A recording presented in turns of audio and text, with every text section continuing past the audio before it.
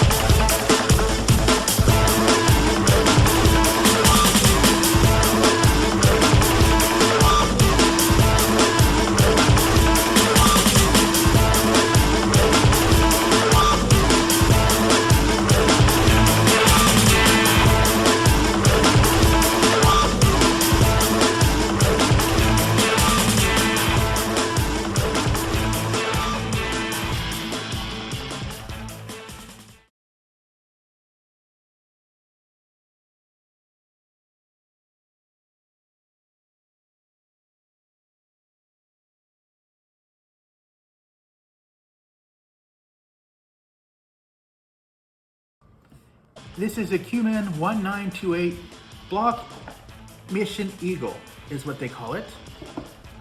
It consists of a police helicopter and a jet ski / motorcycle. It is made by a company called Qman, which I have found is a Chinese company that makes bricks that are compatible with Legos. The one big significant difference between them and Legos are the minifigures. In my research, I have found that while you can make bricks that will work with Legos, Lego does not have a patent to keep you from doing that. You cannot make minifigures that look like the minifigures from Lego. In fact, I found some of the earlier versions of the Qman building projects had Lego-like minifigures, but they had to remove them. This build has quite a bit of interactivity in it. The helicopters, the propellers spin. There are doors that open and close. There's a ladder that you can kick out the side and fold it back and put it inside. There is the jet ski, which has the ability to convert into a motorcycle, and a safe with money in it. The first part I want to talk about is the main difference, the minifigures. I am of really mixed feelings about them. They are incredibly detailed. I really liked that the one that's the criminal has a mask, and it's not just painted on, it actually goes over the face and the eye holes line up. The clothing they wear has details on them on the front and on the back, and they're pretty nice. They have little accessories like guns, headphones, and other things that fit into their hands correctly. But they are a pain in the butt to build. They do not fit together very well, and you have to use a lot of pressure to get them to snap into place. I had to use my teeth on some of them because I could not get the arms to get in until I put something hard against them on both sides. I guess I should have gotten a tool, but I sort of used my teeth. Once they were together, they stayed together very well, so you don't have to worry about them falling apart. And they do have the good basic articulation that little minifigures should have. They are, again, as I said, very neat, decorated.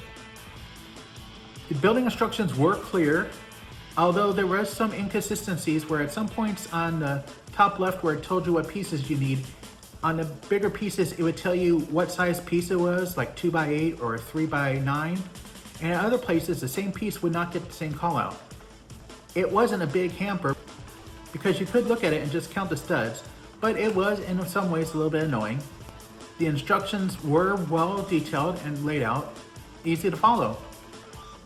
The bricks fit together like Legos, but there is a slight difference to how they feel. Legos sort of get together like butter pushing against each other, they just move in. These would sometimes snap into place, sometimes move in, and sometimes you would have to wiggle a little to get it in. Didn't happen very often, but there was about 5 pieces where I had to really push and twist to get them to go into place. So I guess they don't have quite the perfect manufacturing standards that Lego has.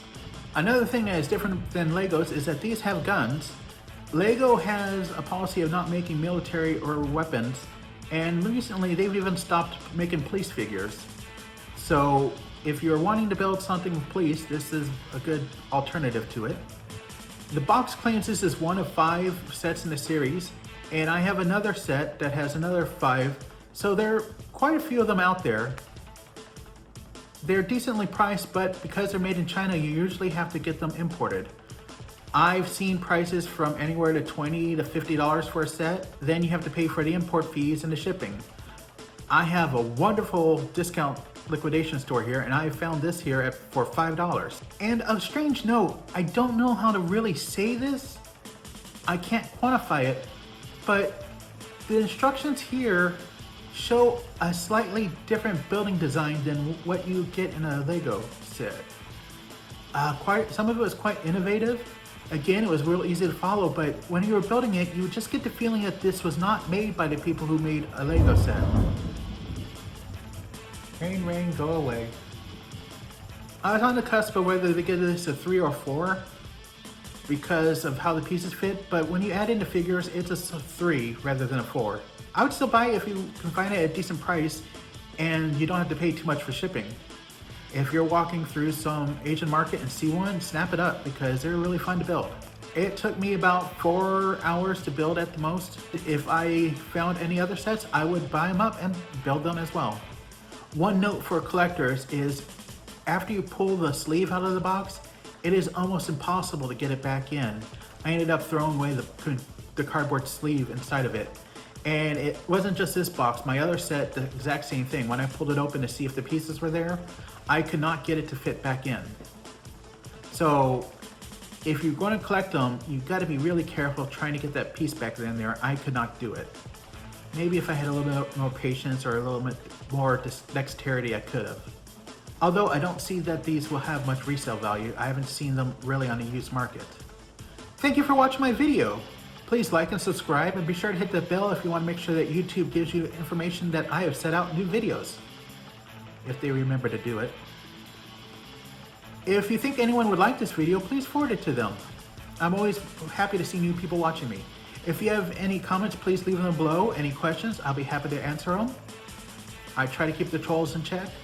Have you tried any of these Qman products before? If so, how did you like them? Please let me know.